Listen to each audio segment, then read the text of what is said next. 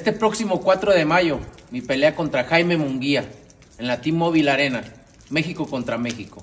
¡Viva México, cabrones!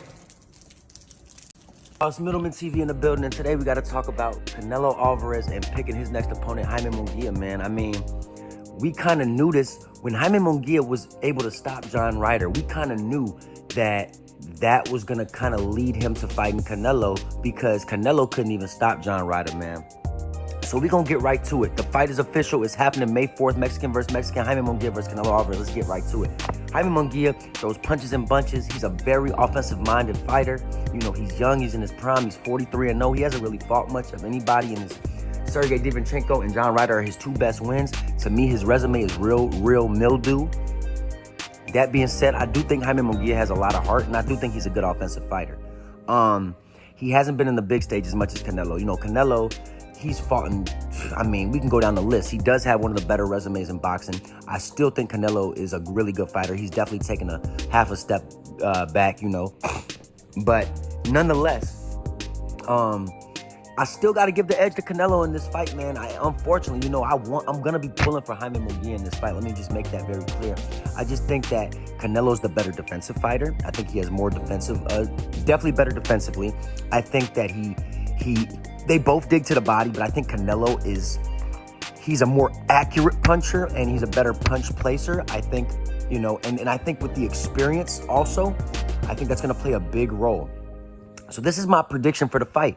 I think it's going to be a very good fight, a very competitive fight. I think Jamie Munguia is going to come out aggressive, and I think he's going to have some success early on in the early rounds.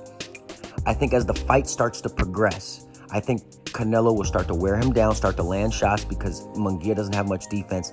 And in the late rounds, like round 9, round 10, or 11, I can see Canelo stopping him late and getting a pretty tremendous victory. This fight has the writings and the makings of a Fernando Vargas versus Oscar De La Hoya all over again. It's going to be a very entertaining fight. Obviously, Jamie Munguia being Fernando Vargas and Canelo being Oscar. I just see it playing out that way.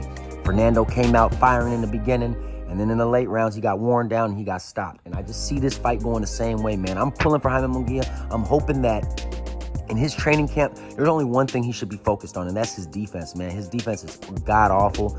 I mean, they should be doing nothing but defensive drills the entire time during training camp. And that's really my thought process on this, man.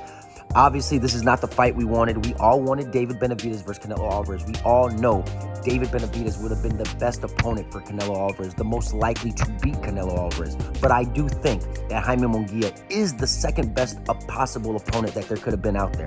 Let's be real, man. Jamie Munguia at this age, at this stage, is a better fight than Jamal Charlo. There's other guys out there that were out in the rumor list that I just wasn't really interested in, man. Did I want the Munguia fight? I actually did want the Munguia fight. I wanted the Benavidez fight first, but nonetheless, I hope he gives us the Benavidez fight, but we may never get that fight. So let's try to enjoy this Jamie Munguia versus Canelo Alvarez fight. And I hope Jamie Munguia can prove me wrong, man. I've never really pulled for Jamie Munguia in the past, but I will absolutely be pulling for him in this one, man. Let's go, Jamie Munguia.